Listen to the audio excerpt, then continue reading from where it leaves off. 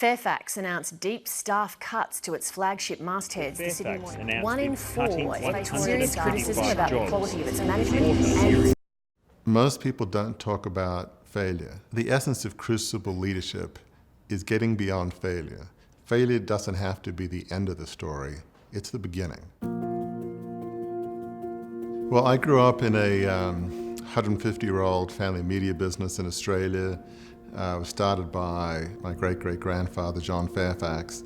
He had a small newspaper in Warwickshire in England, hence, I guess, my name and my dad's name, in the town of Leamington. He wrote a piece about a local lawyer saying the local lawyer was corrupt or what have you, and the lawyer sued him. The judge ruled in John Fairfax's favor. While the judge ruled in his favor, he was bankrupted. He decided to take his young family to Australia, which was a 4-month-plus journey. He wanted to come to a new colony, a place where, he could start afresh, and he had founded a great newspaper. Fairfax Media was and is a huge company, and they were the equivalent to the Washington Post, New York Times, and Wall Street Journal of our country. We had TV stations, radio stations, magazines. It was very influential in the society of Australia. When you have newspapers that are the opinion leaders, the influencers, if you're a prime minister, you're going to pay attention to what Fairfax Media says about you. Growing up, there was always the expectation that I would go into the family business. I was the heir apparent. My role in life was set. I was one day going to be in charge of Fairfax Media. I prepared myself, went to Oxford like my dad, and a few other relatives did, worked in banking on Wall Street, went to Harvard Business School. Felt if I was going to one day be in charge, I needed to know more than just how to write. My dad died in early '87, just as I was finishing my last year at Harvard Business School. For me, my knowledge of history was more from my dad. It was like a walking encyclopedia. So that's how we related, by talking history. So we had a very close bond. So when he died in early '87, I felt like it was my duty to preserve the company. And in August 1987, I launched a $2.25 billion Australian dollar takeover. Things basically went wrong from the start. Other family members sold out, which is understandable. They didn't want to be in a company controlled by a 26-year-old. From the day the takeover succeeded in August '87, so to speak, I was on the front cover of the papers. I was in magazines like the equivalent of, the New York Times Sunday magazine. There was one that was, Warwick Fairfax, the man behind the mask. Who is he? He's enigmatic. He never gives interviews. What's he like? What's he think? Not only was I in the news, but there were quite a number of cartoons, editorial cartoons, and trust me, it's never a good thing when somebody makes an editorial cartoon of you because they're never flattering. Within the first few months, while the takeover had succeeded, I was in control. We had a level of debt that wasn't sustainable. We went on for several years trying to refinance, but in late 1990, Australia got in a recession. I did bring in new management that increased operating profits by 80%, but the debt was so much it really didn't matter what they did. It was unsustainable. So my goal had to be to preserve this 150-year-old family media company for future generations. And what I ended up doing directly led to the company going under. So I had this objective, and what I did, in a sense, undermined it. And I'd let my dad down, I'd let the founder down, my family down. It took years to figure out, what do I do with my life? I just never thought about anything other than Fairfax Media, the family business. You don't recover from that kind of level of failure overnight.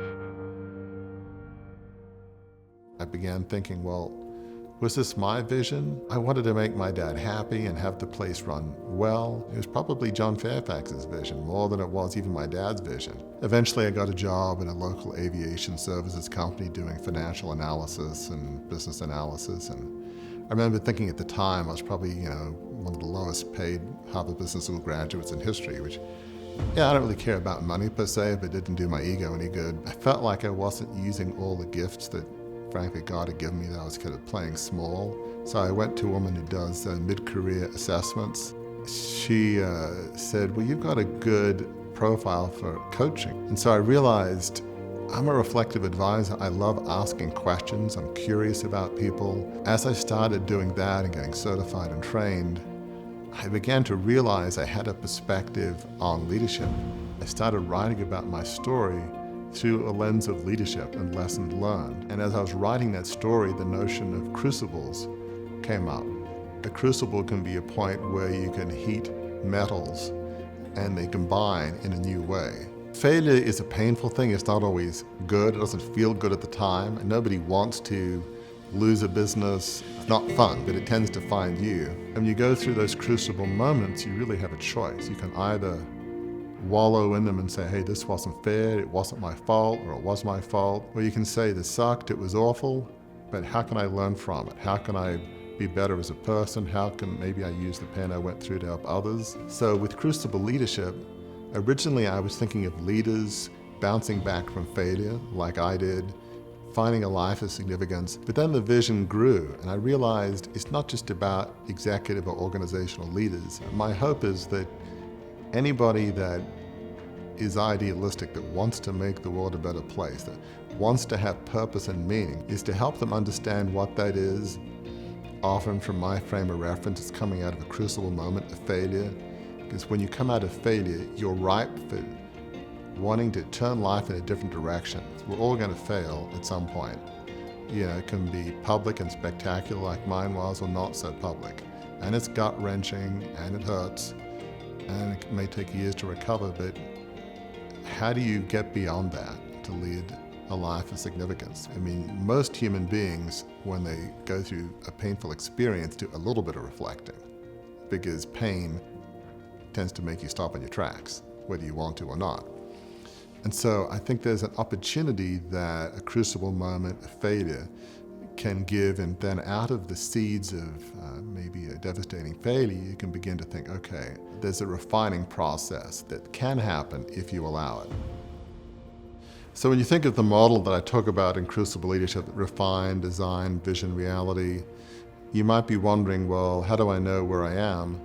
And so try to figure out, where you are. You want to first understand, well, what happened? Was it my fault? Was it not my fault? What can I learn about myself from that? Then probably a crucial area is, do you know how you're wired?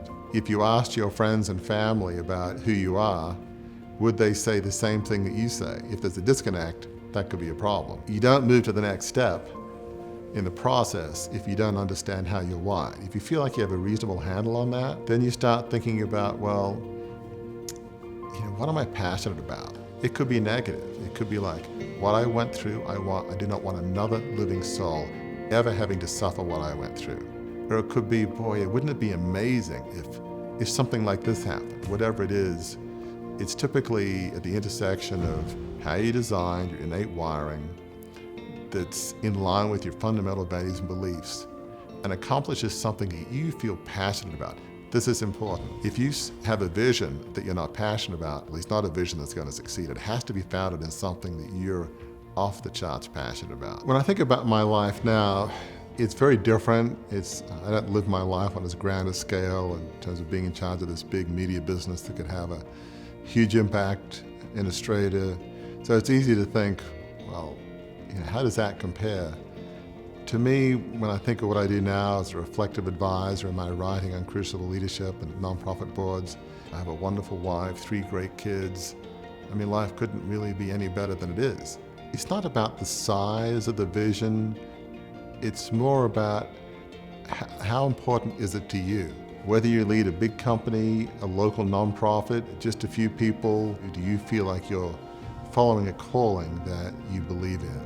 And to me, a vision that helps one life, one person, is a big vision.